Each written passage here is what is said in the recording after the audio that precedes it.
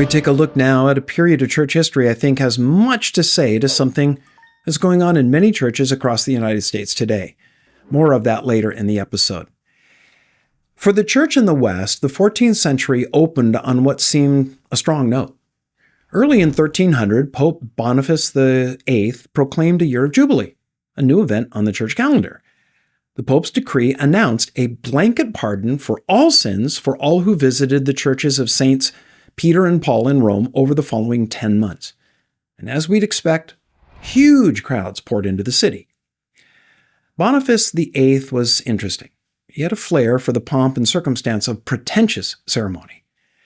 He regularly appeared in public dressed in royal, or better to say imperial robes, announcing, "I am Caesar, I am emperor." His papal crown had 48 rubies, 72 sapphires, 45 emeralds, and 66 large pearls. He could afford to be generous with pardons. At the Church of St. Paul, pilgrims to Rome kept priests busy night and day collecting and counting the unending offerings. For Boniface, looking ahead, the years seemed bright. The Vatican had held unrivaled religious and political power for 2 centuries, and nothing on the horizon portended change. The Pope had before him the sparkling example of Innocent III, who 100 years before had dominated emperors and kings. Boniface assumed that he'd carry on in the same vein. But just 3 years later, Boniface died of shock at the greatest personal insult ever inflicted on a pope. Even as the Jubilee celebrants rejoiced, forces were at work to end the hegemony of the medieval papal sovereignty. You don't have to study history long before you discover there are often major changes brewing beneath the surface, long before people are even aware of them. The 14th century was such a time. The Roman popes continued on in a business-as-usual mode while radical new ideas and forces were altering European politics. The idea of Christendom, that is, of a Christian empire unifying Europe from the 6th through the 14th centuries, was rapidly deteriorating. So-called Christendom had been useful in creating a semblance of unity in 7th and 8th century Europe, when that rigid tribalism of the past meant incessant war. But its importance faded in the 12th and 13th, when that unity began to fracture once more under the emerging power of greedy royals. Pope Innocent III had indeed demonstrated that papal sovereignty was effective in rallying princes for a crusade or for defending the church against heretics. But the 14th and 15th centuries saw a marked decline in papal power and prestige as that of kings rose. Because we are used to thinking of the world politically, that is, as a collection of nation-states, it's difficult to get our heads around the idea that those nation-states are a rather recent phenomenon. For most of history, people lived regionally. Their lives and thoughts were circumscribed by the borders of their, county or village. For centuries, Gauls and Goths defined themselves by their tribe. It never occurred to them to call themselves French or German. Such national labels don't come into play until late, as Europe emerged from the Middle Ages into what we call the modern world. A world, by the way, marked as modern precisely because of this new way of identifying ourselves. By the 14th century, people were just beginning to get used to the idea that they were English or French. This was possible because for the first time, they began to think of the political state in terms that was independent of their religious affiliation. Europe was moving ever so slowly away from its feudal past. Land was less important as hard cash became the new emphasis. Those at the political top came to realize that they needed ever larger sources of revenue, which meant taxes. Edward I of England and Philip IV of France, also known as Philip the Fair, were, as was typical in previous centuries, at odds with each other, and to finance their increasingly expensive campaigns of territorial expansion, they decided to tax the clergy. But popes had long maintained that the church was exempt from such taxation, especially if the money raised was being used to let some other guy's blood out of his body at high speed. In 1296, Pope Boniface VIII issued a decree threatening excommunication for any ruler who taxed the clergy and any clergy who paid without the Pope's consent. But Edward and Philip were of the new kind of monarch advancing to Europe's many thrones. They were unimpressed by Rome's threats. Edward warned that if the church didn't pay, the crown's protection of the church would be removed, with their property seized in lieu of taxes. Philip's answer was to block the export of gold, silver, and jewels from France, depriving Rome of a major source of revenue from its collections there. So Pope Boniface backed down, protesting that he'd been misunderstood. He certainly had not meant to cut off contributions for the defense of the realm in times of need. It was a clear victory for both of the kings. Now, their victory over papal power had a way yet to go. Reinforced by the success of the Jubilee, Pope Boniface assumed that reverence shown him in every corner of Europe extended to the civil sphere as well. He had another gold ornament added to his crown, signifying his temporal power. And then he went after France's King Philip, trying to undermine his right to rule. Philip responded by challenging the Pope to show where Jesus gave the church temporal authority. In 1301, Philip imprisoned a French bishop on a charge of treason. Boniface ordered his release and rescinded his earlier concession on taxation of church lands. The next year, Philip summoned the French nobility, the clergy, and other leaders and formed a kind of French parliament. He then gained their unanimous support in his quarrel with the Pope. One of the new civil ministers put the choice that they had to make this way, quote, "My master's sword is made of steel, the Pope's is made of words," unquote. Now, several months later, Boniface issued the most extreme assertion of papal power in church history, a papal bull that was known as the Unum Sanctum, which means the Holy One, most famous of all bulls of the Middle Ages. It asserted the Pope's authority over all other authorities.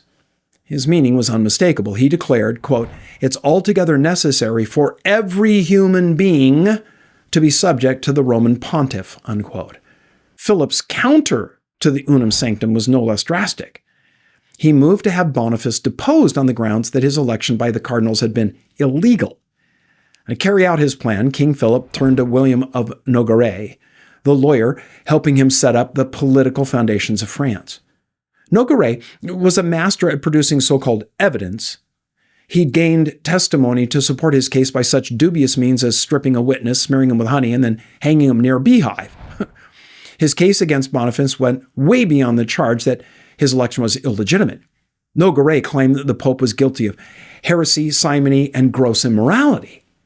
Given authority by a French assembly of clergy and nobles, he rushed to Italy to bring the Pope to France for trial before a church council. Boniface was 86 and had left Rome for the summer. He was staying in his hometown when Nogaret arrived with troops. They broke into Boniface's bedroom, violently manhandling him. They waited a few days for him to recover and then prepared to return to France. But the people of the town discovered what was happening, and they rescued the Pope. He died just a few weeks later, thoroughly humiliated. Now, this tragic affair becomes a marker, a turning point in how popes and princes related to one another. Europe's rulers would no longer tolerate papal interference in what they regarded as political matters.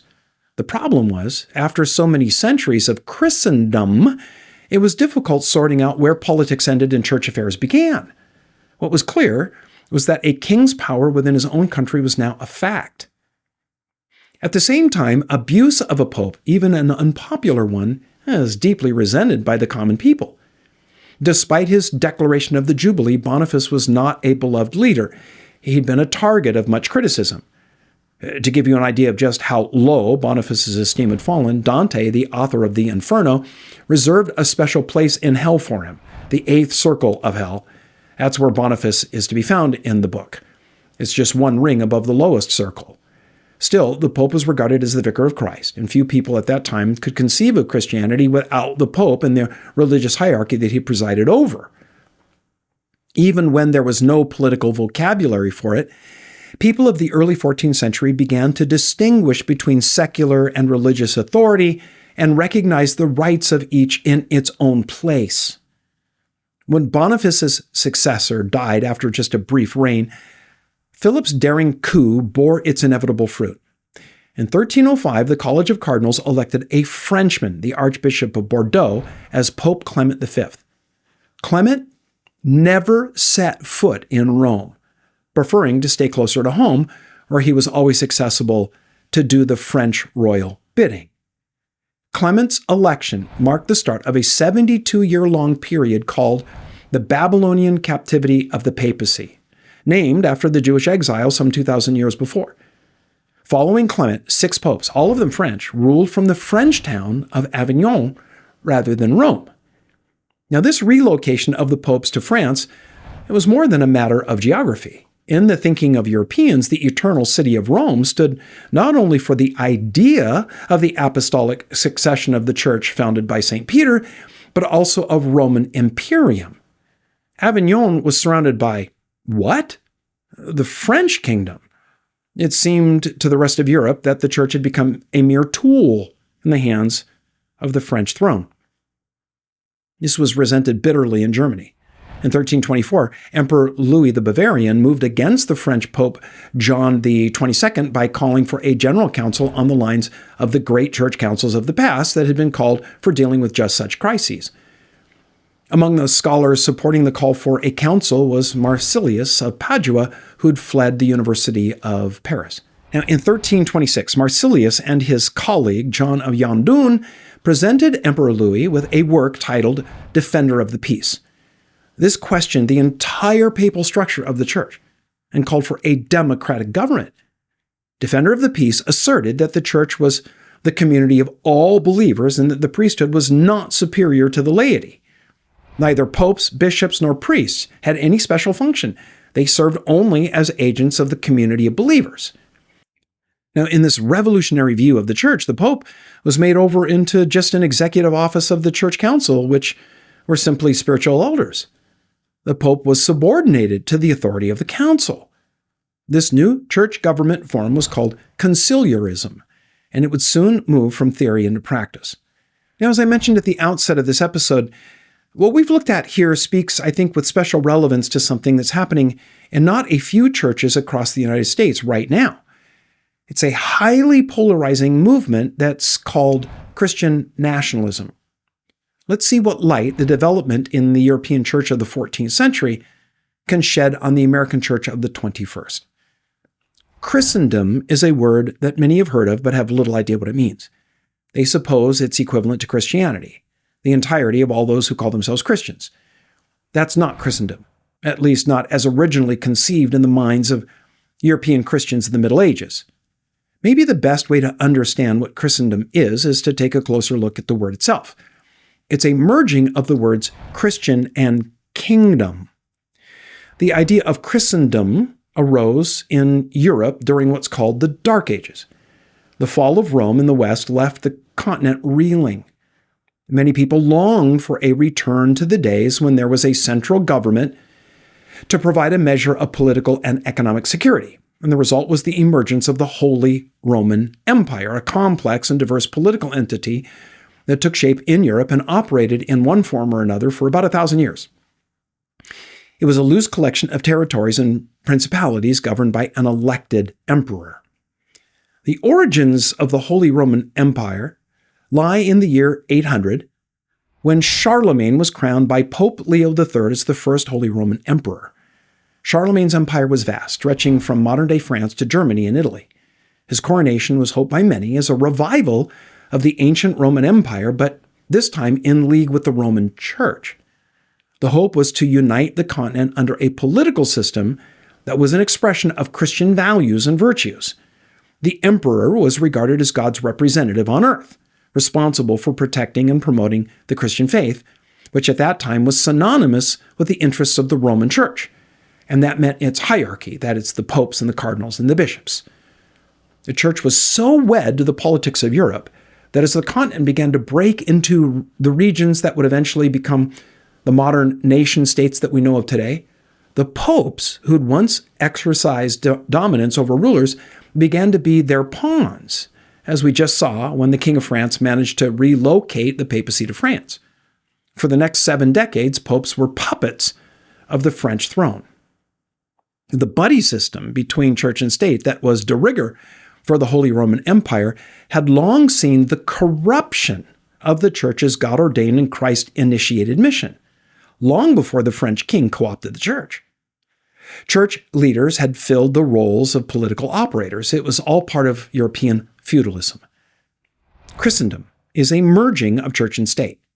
It didn't work then, and it won't work now, though a new generation of Christians are calling for it. It goes under the banner of Christian nationalism. It's an attempt to revive Christendom. Though the Holy Roman Empire of the Middle Ages was a colossal failure, those urging the cause of Christian nationalism think they'll get it right this time. The arrogance and chronological snobbery of the present strikes yet again. While the roots of Christian nationalism go back a ways, the movement got a boost from COVID. Government lockdowns and restrictions on personal liberties enraged many. It seemed a prime example of bureaucratic overreach and a far cry from the limited government envisioned by the founders.